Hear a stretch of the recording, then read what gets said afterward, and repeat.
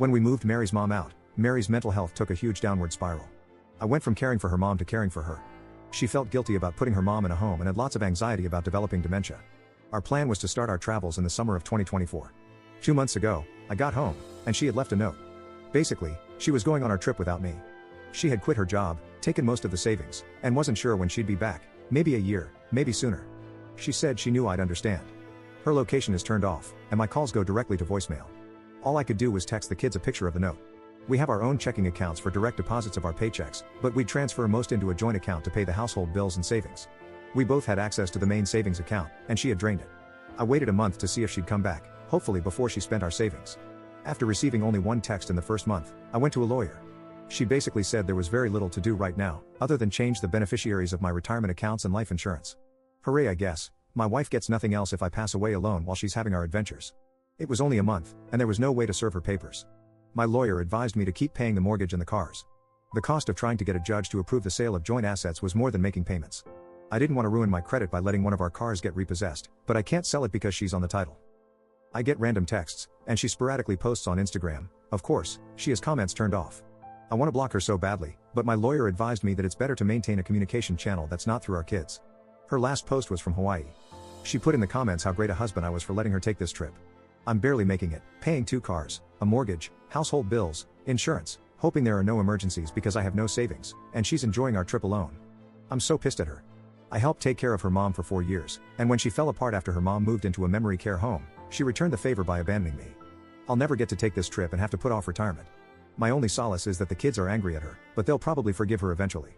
I'm no fool, I know she's hooking up with guys. She looks good and she'll have zero problems getting men.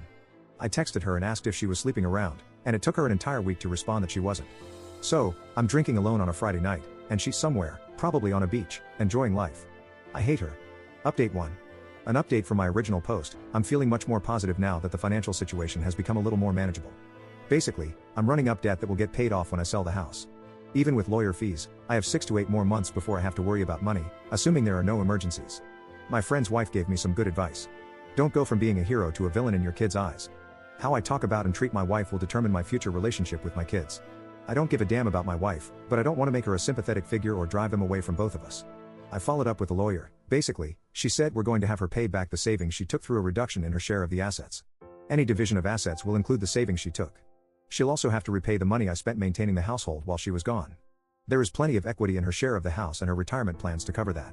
She said that our finances are so intertwined after nearly 25 years of marriage, my wife is going to get some share of the assets. The best case is she agrees to the terms of the divorce, and it's relatively cheap and quick. Otherwise, it gets complicated and expensive. She gave me a lot of options and how much I can expect to spend, so I decided to just mostly wait. Now that my financial situation is less stressful, I'm actually enjoying her being gone. I'm free to do whatever I want, whenever I want. I don't have to cook or clean or take care of anyone. The house is quiet for the first time I can remember. I loved my wife, but her mental health weighed down our marriage.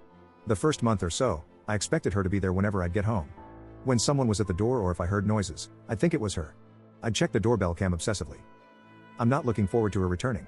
It has to happen, but when she comes back, I'll have to deal with her, the divorce, getting the house ready to sell, dividing all our stuff, finding a new place to live. I'm hoping she'll stay away until after New Year's, but my daughter said she thinks her mom will be home for Christmas. My lawyer will have papers ready to serve her. Hopefully, she'll just agree to the terms and continue her travels.